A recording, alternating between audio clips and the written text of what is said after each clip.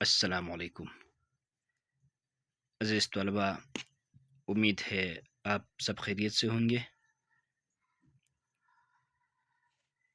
پچھلے ویڈیو میں آپ کو علم بیان کی اصطلاحات میں سے دو اصطلاح تشبیہ اور استعارہ کے بارے میں بتایا گیا۔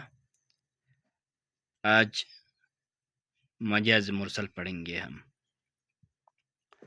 مجاز مرسل کی تعریف وہ لفظ جو اپنے حقیقی معنوں کے بجائے مجازی معنوں میں استعمال ہو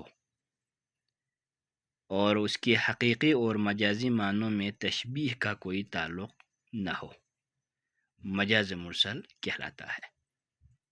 ایک مثال کے ذریعے سمجھاؤں گا، جیسے ایک گلاس مجھے بھی دو، میں پیاسا ہوں۔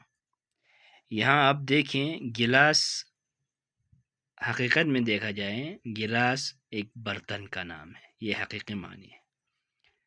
مجازی طور پر دیکھا جائے گلاس کا مطلب ہے پانی، تو مجاز مرسل میں جو ہے برتن مطلب نہیں لیا جائے گا، بلکہ اس سے مراد پانی لیا جائے گا۔